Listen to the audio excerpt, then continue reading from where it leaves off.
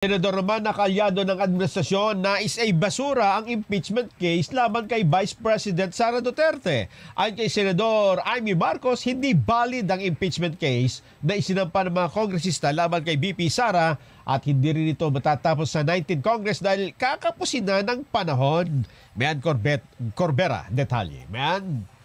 Hindi lang umano ang kinaguriang Duterte Black sa Senado kundi mga senador na kaalyado ng administrasyon ang gustong maibasura na ang impeachment case laban kay Vice President Sara Duterte. Yan ang inamin ni Senador Amy Marcos matapos ipaikot ni Senador Ronald Bato de la Rosa ang resolusyon na humihiling na tuluyan ng i-dismiss ng Senado ang nakapending na reklamo laban sa Vice Presidente. Naniniwala si Marcos na may ilang senador na ganito rin ang gusto pero tumanggi siyang pangalanan ang mga mambabatas. Mismo yung admin, sa palagay ko, interesado na mawalang bisa na yan kasi kinakabahan din na matalo. Aminin natin. Yun lang ang suspecha ko. So, ano yun, ma'am? Basta na lang yung... Di ba mas mahirap, mas nakakahiya kapag nagkaroon ng paglilitis at matalo? Akin lamang, ang duda ko, hindi lamang ang sinasabi o tinatawag na mga Duterte ang interesado sa pag-dismiss. Ang pakiramdam ko, mismo ang administrasyon ay may mga grupo na nagsasabi na wag nang ituloy at baka mapahiya lang sa numero. Pabor si Marcos na maibasura ang reklamo dahil hindi rin naman ito matatapos sa loob ng 19th Congress. 3 session days na lang ang natitira sa 19th Congress na nakatakdang mag-adjourn sine die sa June 13. Para sa akin, wala na talagang panahon para sa trial. Dapat ibasura na kung gusto talaga ng House of Representatives. Wala namang problema. Pwede silang magpila ulit subject to the 1-year ban.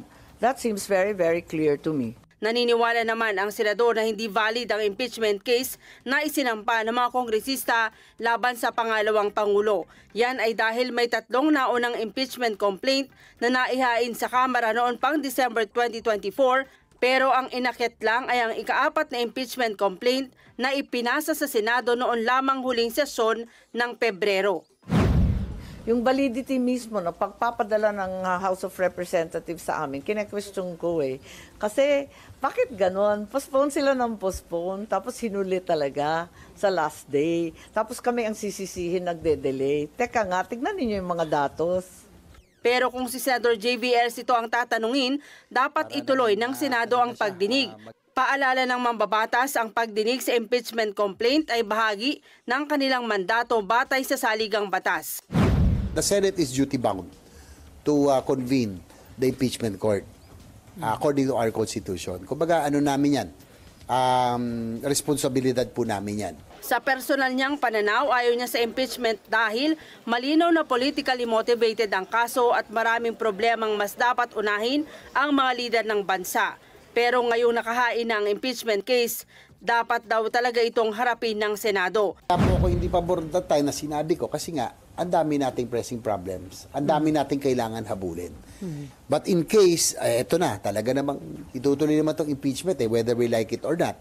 As I mentioned, we are duty-bound. Sana matapos agad. So we can, whatever the decision is, whatever the verdict is, I hope we can go back to our normalcy as soon as possible.